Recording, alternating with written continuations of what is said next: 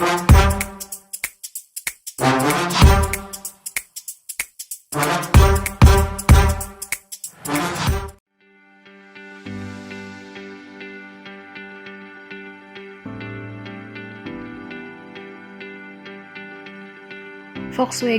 atau biasa disingkat VW merupakan sebuah pabrikan mobil yang berbasis di Wolfsburg, Lower Saxony, Jerman. Didirikan oleh Serikat Buruh, diproduksi sejak tahun 1973, saat ini Volkswagen telah memproduksi banyak jenis mobil. 3 mobil yang paling terkenal adalah Volkswagen Golf, Volkswagen Beetle, dan Volkswagen Passat.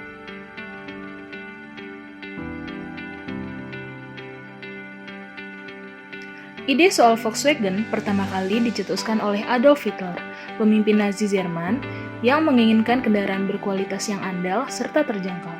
Dalam bayangan sang diktator, Volkswagen merupakan sebuah sedan kecil yang dapat berlari 100 km per jam di sepanjang Autobahn, jalan tol yang baru saja selesai dibangun di negara Jerman.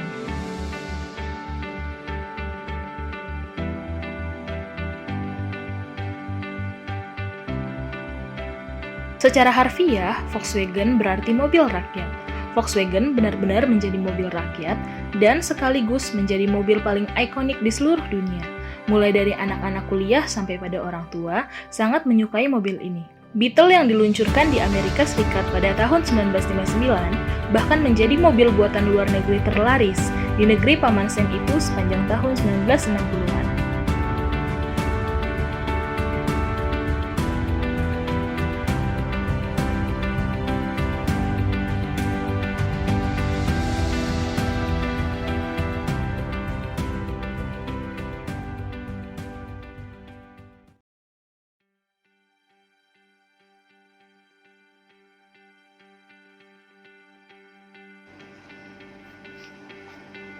Lu lagi ngapain? Lagi lihat Volkswagen nih. Emang lo mau beli mobil? Lagi lihat-lihat aja sih. Lo tahu nggak berita tentang Volkswagen? Hah, apa tuh nggak tahu gue. Nih, gue kasih tahu. Coba lihat.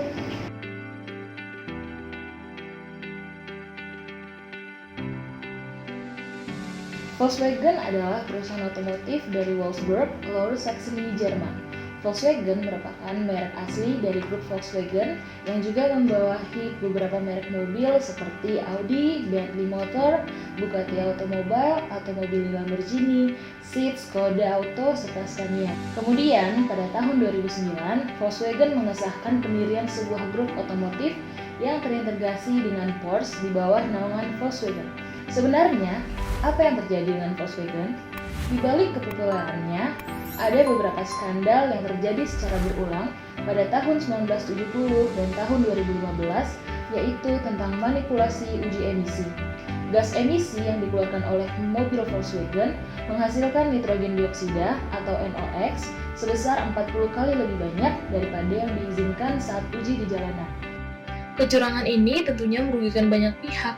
Yang paling terasa ialah pihak konsumen yang kecewa atas kebohongan yang dilakukan oleh Volkswagen. Kemudian, kasus ini dikenal sebagai Dieselgate Scandal. Apa yang dilakukan Volkswagen diklaim telah melanggar Undang-Undang Perlindungan Konsumen di negara-negara Uni Eropa. Banyak pakar yang mengatakan bahwa Volkswagen wajib memberikan kompensasi atas skandal yang dilakukannya tersebut. Salah satu negara yang terpantik reaksinya adalah Swiss. Tak tanggung-tanggung, otoritas Swiss menangguhkan penjualan kendaraan diesel Volkswagen di negaranya. Hal ini dilakukan setelah terungkap bahwa 11 juta kendaraan hasil produksinya yang tersebar di seluruh penjuru dunia telah dilengkapi piranti lunak yang dapat mengoperasikan kendali polusi ketika uji emisi. Namun, alat tersebut justru mati ketika kendaraan tersebut dikemudikan secara normal. Di saat yang hampir bersamaan, pihak berwenang di beberapa negara pun turut menyelidiki uji emisi palsu ini yang sangat mencoreng kredibilitas Volkswagen tersebut. Tak hanya penangguhan serta pemboikotan, tapi pihak Volkswagen juga harus membayar denda kepada beberapa negara yang melayangkan kecurangan ini kepada pengadilan di Zurich. Sungguh amat disayangkan bahwa ternyata brand sebesar Volkswagen tidak bisa menjadi contoh etika bisnis dijalankan dengan baik. Berdasarkan pendekatan pihak Volkswagen dengan Menteri Perindustrian di tahun 2015, melakukan MOU atas rencana pembukaan pabrik Volkswagen di Indonesia. Pada September 2019, Volkswagen Indonesia digawangi oleh Garuda Matara Motor akhirnya membuka pabrik di Cikampek. Hal yang menjadi pertimbangan utama adalah lapangan kerja serta tingginya antusiasme pecinta Volkswagen dan pola konsumtif warga akan produk mobil ternama dunia ini. Selain sisi konsumtif, nilai brand dari Volkswagen memberi image prestis pada konsumennya. Meskipun Volkswagen telah dicederai dengan berbagai case Dieselgate di beberapa negara. Namun, Indonesia berharap Volkswagen bisa menghasilkan mobil ramah lingkungan dengan standarisasi Euro 4 yang menjadi landasan ekosistem keberlangsungan. Uji emisi di Indonesia merupakan bagian dari isu lingkungan hidup. Di Indonesia sendiri diatur dalam Undang-Undang Menteri Lingkungan Hidup dan Kehutanan Republik Indonesia 2017 tentang baku mutu emisi gas buang tipe baru kategori M, N, dan O, sehingga kelayakan gas buang mengacu pada kategori tersebut. Lingkungan hidup serta perlindungan konsumen harus diperhatikan seksama oleh pemerintah Indonesia agar skandal Dieselgate tidak terulang kembali. Rasanya tidak berlebihan jika masyarakat sulit untuk kembali percaya kepada kredibilitas Volkswagen di bidang otomotif atas skandal yang terjadi. Berikut ialah teori-teori yang diabaikan dalam kasus Volkswagen. Yang pertama ialah teori utilitarian. Teori utilitarian adalah suatu teori dari segi etika normatif yang menyatakan bahwa suatu tindakan yang patut adalah memaksimalkan penggunaan atau utility. Biasanya didefinisikan sebagai memaksimalkan kebahagiaan dan mengurangi penderitaan.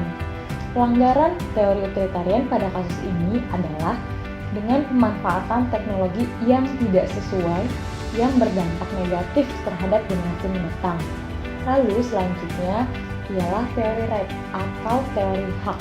Nah, teori hak ini merupakan suatu aspek dari deontologi atau teori kewajiban, karena hak tidak dapat dipisahkan dengan kewajiban.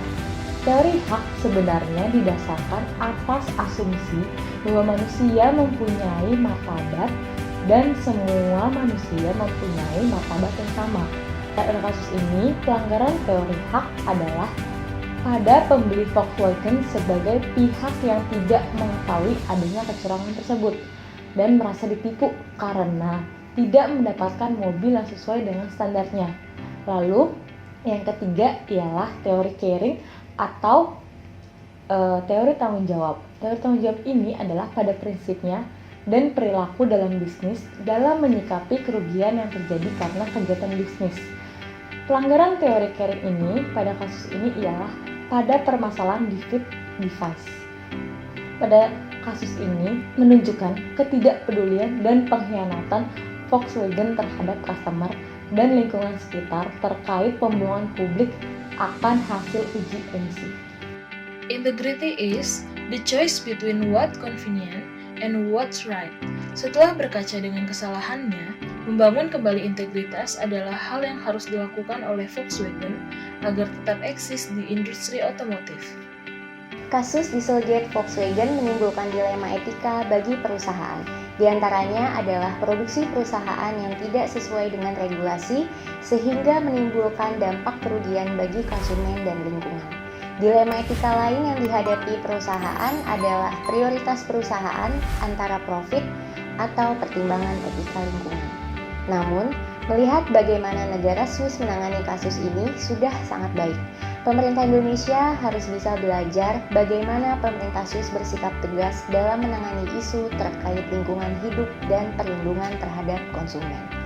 Dari kasus Dieselgate Volkswagen dapat diambil pelajaran bahwa sebagai konsumen, kita harus bisa teliti dan cermat sebelum memutuskan untuk membeli suatu produk agar tidak menimbulkan kerugian bagi diri sendiri maupun pihak lain. Belajar dari Swiss dan Amerika agar tegas dan lugas terhadap pelanggaran hak perlindungan konsumen yang terjadi, pelanggaran etika bisnis, serta pencemaran lingkungan hidup. Indonesia juga bisa. Indonesia pasti bisa.